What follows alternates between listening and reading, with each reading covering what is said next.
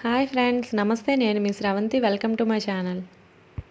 ఈరోజు మనం నెయ్యి తయారీ గురించి, అలాగే ఆవు నెయ్యి వలన మనకి ఎలాంటి ఉపయోగాలు ఉన్నాయి అంటే దానివల్ల ఉన్న హెల్త్ బెనిఫిట్స్ గురించి చెప్పుకుందాం. నేను పాలు కాచిన తర్వాత వచ్చిన మేగడ ద్వారా ఎప్పుడు నెయ్యి చేస్తాను. ఇది నేను 10 days నుంచి కలెక్ట్ చేసిన మేగడ.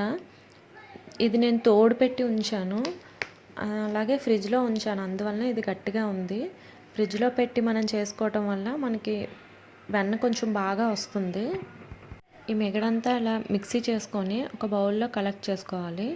దీనిలో ఇంకొన్ని వాటర్ పోసుకోవాలి. అప్పుడు వెన్నంతా పైకి తేలిపోతుంది. ఈ వెన్నంతా మనం కలెక్ట్ చేసుకొని ఒకసారి కొంచెం మంచినీళ్ళు వేసుకొని వాష్ చేసుకోవాలి. ఇలా 1 or 2 times మంచినీళ్ళతో వాష్ చేసుకుంటే ఆ వెన్నలో ఉండే మజ్జిగ ఏమైనా ఉంటే అది బయటికి పోతుంది. ఒక్కోసారి మనం ఎన్నిసార్లు మిక్సీ చేసినా వెన్న పైకి తేలదు. అలాంటప్పుడు ఇలా పైనుంచి ఫోర్స్గా వాటర్ వేస్తే వెన్న పైకి తేలుతుంది. ఇలా కలెక్ట్ చేసిన వెన్నని మనం ఇప్పుడు వేడి చేయాలి. ఇలా వేడి చేసేటప్పుడు ఒకేసారి హై ఫ్లేమ్లో పెట్టేయకూడదు. అలా పెట్టేస్తే మొత్తం పొంగిపోతుంది. ఇంకోటి ఏంటంటే అప్పుడప్పుడు అలా కలుపుతూ ఉండాలి, లేదంటే మాడిపోతుంది. మనం ఈ మెగడ్ని ప్రాపర్గా కలెక్ట్ చేసుకొని స్టోర్ చేసుకుంటే మనకి ఎలాంటి బ్యాడ్ స్మెల్ రాదు. అంటే నెయ్యి మరుగుతుండగా మనకి మంచి స్మెల్ వస్తుంటుంది, ఒకలాంటి కమ్మని వాసన వస్తుంటుంది. ఆవు నెయ్యి మరుగుతుంటే మనకి ఇంకా స్మెల్ బాగా రావాలనుకుంటే ఒక యాలక్కాయ వేసుకోవచ్చు ఇందులో. ఇంకొంతమంది తమలపాకు కూడా వేసుకుంటుంటారు ఇందులో. లాస్ట్లో ఒక 1/2 spoon మజ్జిగ యాడ్ చేశాను.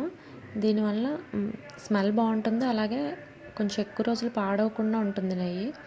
ఇది కొంచెం వేడిగా ఉండగానే స్టెయిన్ చేసేసుకోవాలి. చూసారుగా, మనకి నెయ్యి రెడీ అయిపోయింది. నెయ్యిని మనం ప్రతిరోజు చాలా రకాలుగా వాడుకుంటూ ఉంటాం. అందులోనూ ఆవు నెయ్యి అంటే దేవుడికి చేసే నైవేద్యాల్లో వాడతాం, అలాగే దీపారాధనకు కూడా వాడుతుంటాం. ఇంకా మరికొన్ని ఉపయోగాలు కూడా ఇప్పుడు తెలుసుకుందాం.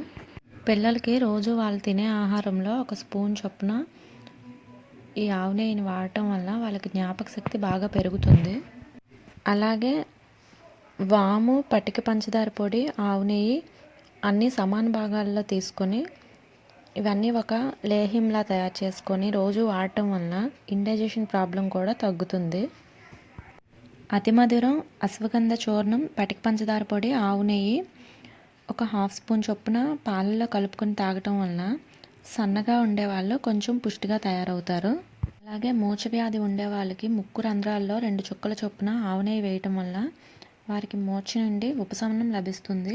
ఆవు నెయ్యి అనేది మన బాడీకి ఒక డిటాక్స్గా ఉపయోగపడుతుంది.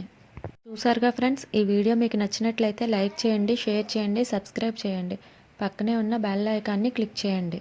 Thank you for watching. Bye friends, have a nice day.